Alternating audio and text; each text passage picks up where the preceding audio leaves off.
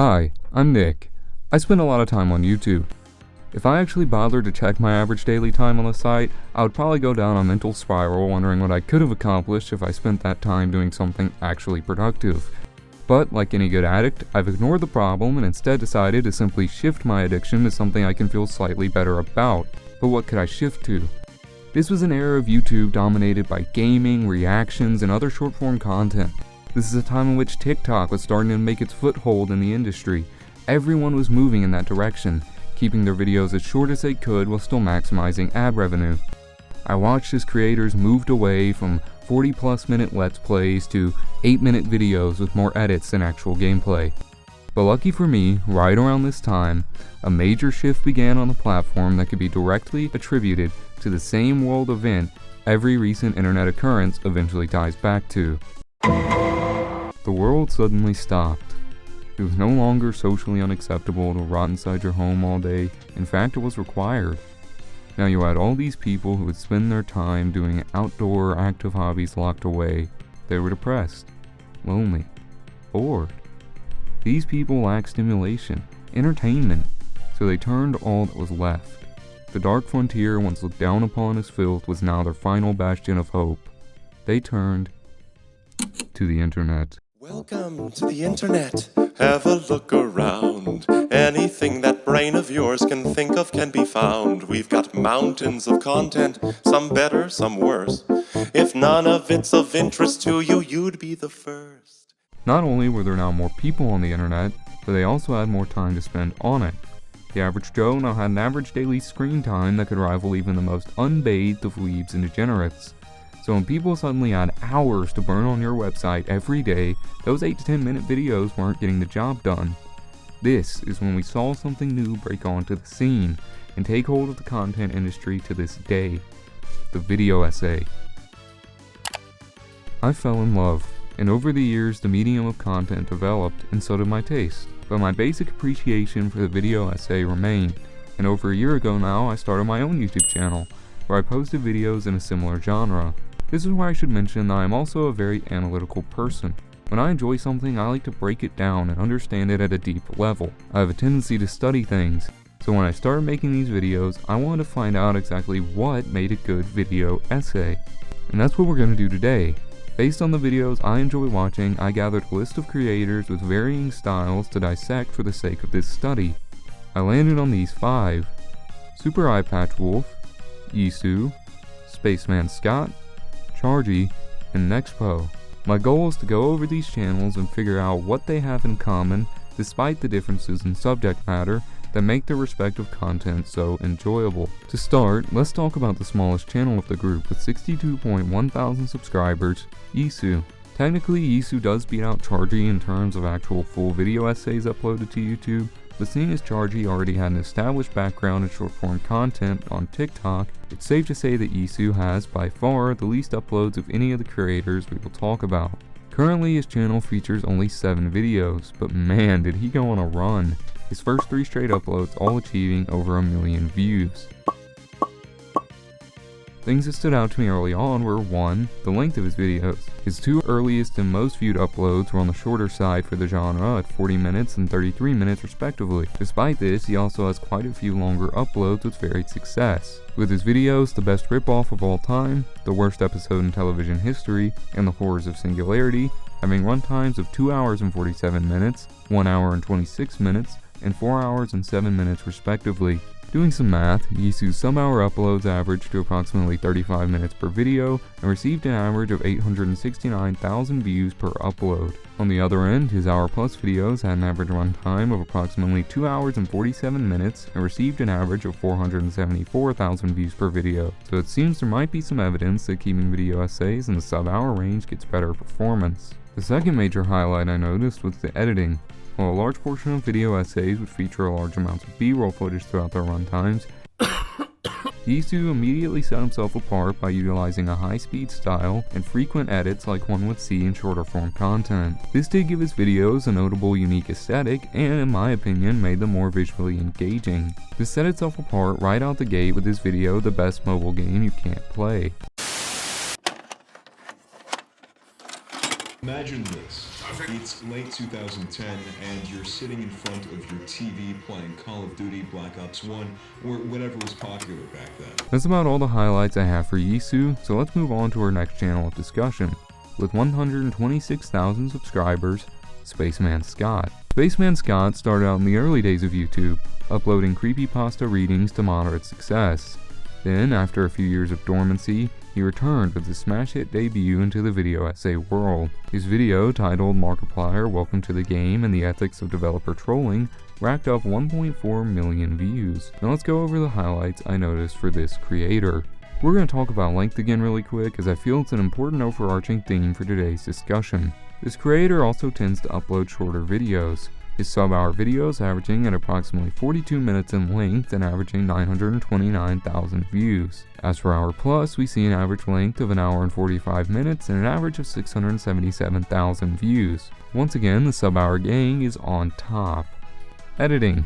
Again, this time the edits are much more infrequent.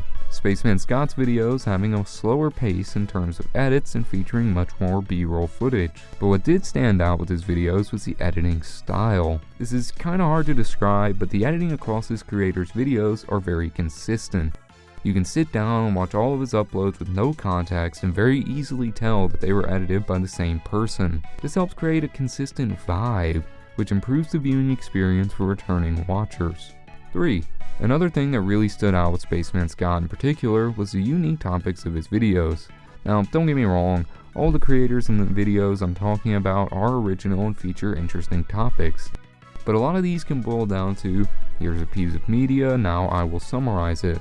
And there's nothing wrong with these videos, and they aren't inherently bad.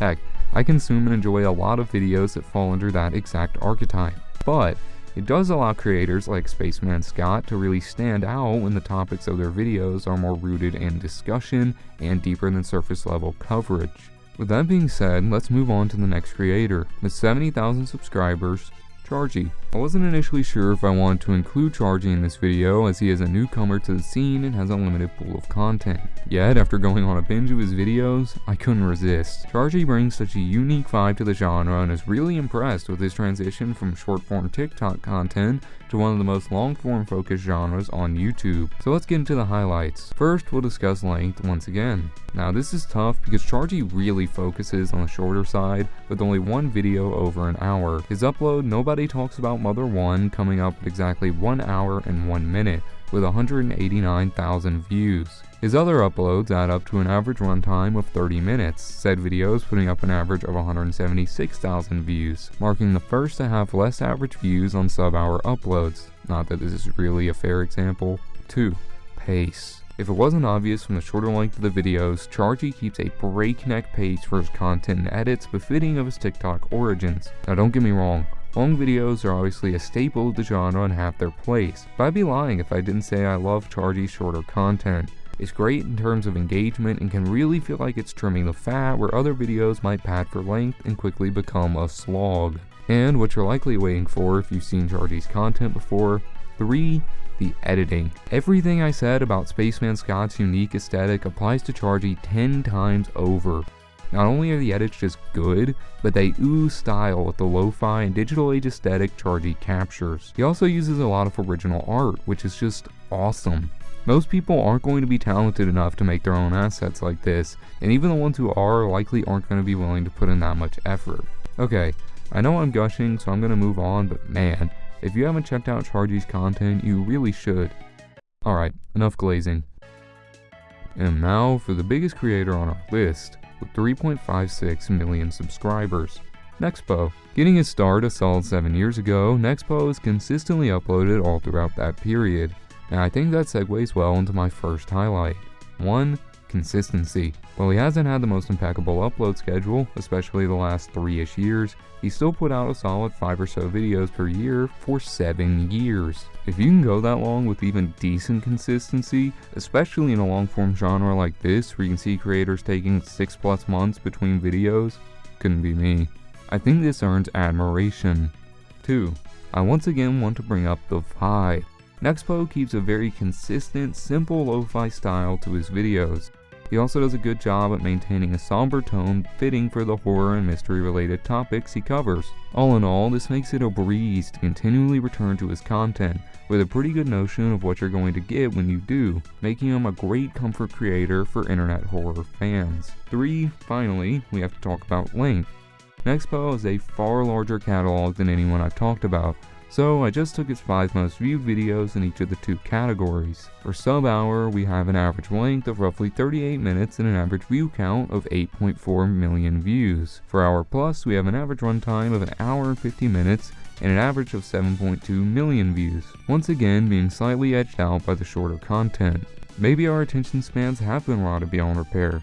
Maybe this video is too long. What if the viewers aren't engaged?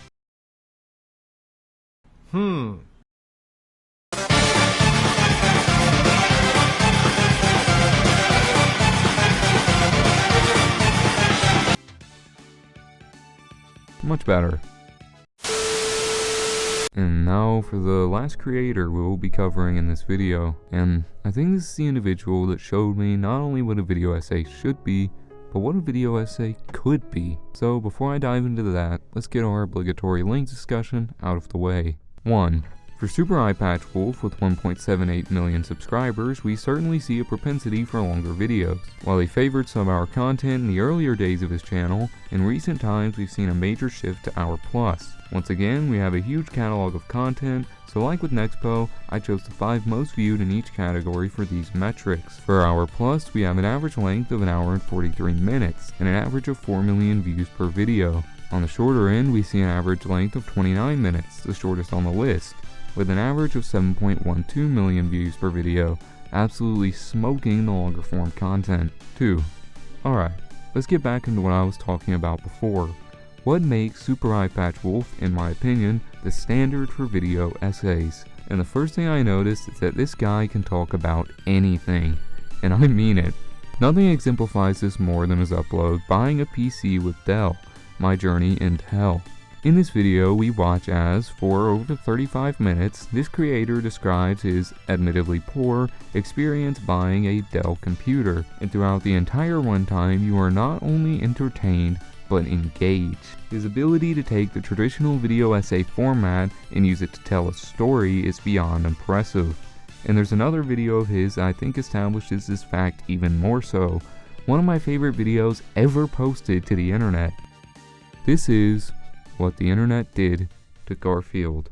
Over the course of this 79-minute and 29-second YouTube video, we watched Super Eyepatch Wolf talk about various strange fan communities related to the Garfield IP. And it's fine. Better than fine. It's very entertaining, well edited, and a very interesting topic. But, in the background, unbeknownst to the viewer until the final moments, the creator is hard at work doing something even more, whether it be through the order in which he addresses the topics, how he delivers his lines, or subtle changes in the music. He's doing more than just presenting information. He's building a narrative. He starts with simple and maybe strange fan projects, slowly builds tension when he begins to explore the horror amongst the fandom, building and building until he reaches the climax in what I see as one of the most beautiful moments in YouTube content and fan art, when he talks about the piece, The Forgiveness of John. This created a video that was not only educational, but impactful, and this is what made me realize how far the video essay could go. It's evolved beyond just sharing info and ideas and become something all too familiar. It's verbal storytelling at its finest, a method we've seen used to pass down knowledge and entertainment for most of human history. And that, my friends, is the art of the video essay.